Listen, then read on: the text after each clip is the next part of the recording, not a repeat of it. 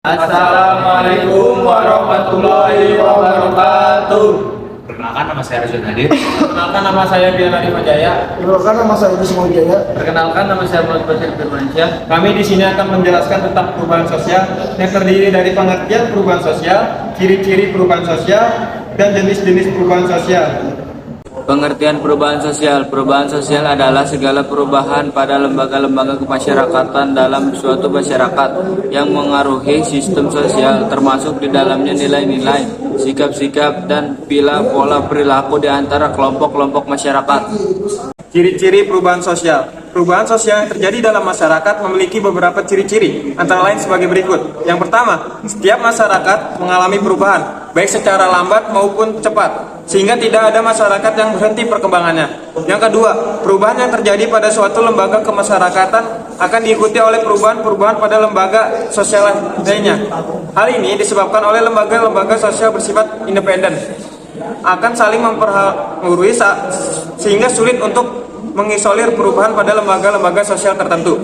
Proses yang dimulai dan proses-proses selanjutnya merupakan suatu mata rantai. Yang ketiga, perubahan sosial yang cepat biasanya menimbulkan disorganisasi yang bersifat sementara karena berada dalam proses penyesuaian diri. Disorganisasi tersebut akan diikuti oleh reorganisasi yang mencakup pemantapan dan kaidah-kaidah dan nilai-nilai yang baru.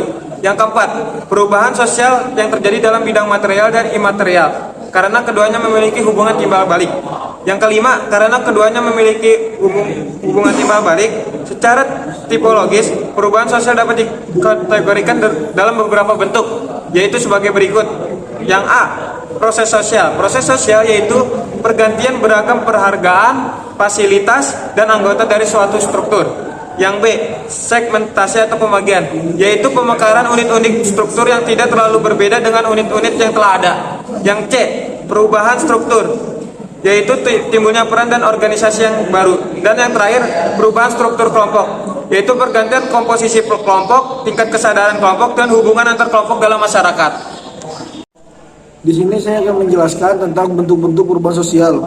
Yang pertama adalah perubahan yang lambat dan perubahan yang cepat. Perubahan yang berlangsung lambat atau evolusi merupakan perubahan yang memerlukan waktu yang lama. Hal tersebut terjadi dengan sendirinya tanpa direncanakan dan di dalamnya terdapat suatu rentetan perubahan-perubahan kecil yang saling mengikuti dengan lambat. Lalu juga ada revolusi yang merupakan perubahan yang berlangsung secara cepat. Akan tetapi dalam revolusi sosial, perubahan-perubahan masyarakat yang dikehendaki dapat direncanakan lebih dahulu. Misalnya seperti revolusi industri Inggris, revolusi di Perancis, dan revolusi di Amerika. Serta juga ada perubahan yang berpengaruh kecil dan berpengaruh besar, yaitu suatu perubahan yang membawa pengaruh kecil merupakan perubahan pada unsur struktur sosial yang tidak membawa pengaruh langsung atau pengaruh yang berkurang berarti bagi masyarakat secara keseluruhan. Misalnya seperti perubahan pada mode pakaian yang tidak melanggar nilai sosial dan mode rambut tidak akan membawa pengaruh yang berarti bagi masyarakat secara menyeluruh. Lalu juga ada perubahan yang membawa pengaruh besar, merupakan perubahan yang mengakibatkan perubahan pada struktur kemasyarakatan, hubungan kerja, sistem mata pencarian, dan stratifikasi masyarakat, misalnya pengaruh industrialisasi, revolusi, dan reformasi agama. Ketiga, perubahan yang direncanakan dan tidak direncanakan. Perubahan yang direncanakan atau planned change merupakan perubahan yang sebelumnya telah diprogramkan terlebih dahulu, seperti yang dilakukan oleh agent of change. Golongan ini bisa dikategorikan sebagai seseorang atau sekelompok orang yang mendapat kepercayaan dari masyarakat sebagai pemimpin satu atau lebih lembaga-lembaga kemasyarakatan. Misalnya, pemerintah menyediakan vitamin A gratis pada Februari dan Agustus untuk menanggulangi kekurangan vitamin A pada balita. Untuk menanggulangi kebutuhan tempat tinggal, pemerintah memberikan subsidi untuk pembangunan rumah sederhana dan rumah sangat sederhana. Mahasiswa dan pelajar bisa dikategorikan sebagai agent of social change karena secara regeneratif, perubahan pasti diwariskan kepada kaum-kaum yang berfungsi sebagai penggagas ide dan pendidikan. Perubahan yang tidak direncanakan atau unplanned change merupakan perubahan yang berlangsung di luar perkiraan atau jangkauan sehingga dapat menimbulkan akibat yang tidak dikehendaki. Misalnya, timbulnya banjir, tanah longsor, gempa bumi, dan tsunami sebagai akibat pembangunan yang tidak memperhatikan kelestarian lingkungan. Keempat, perubahan yang dikehendaki dan perubahan yang tidak dikehendaki.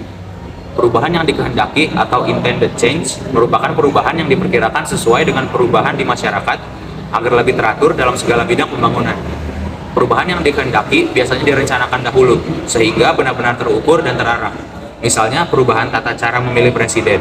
Dahulu, presiden dipilih oleh lembaga perwakilan rakyat, sekarang dipilih secara langsung oleh rakyat.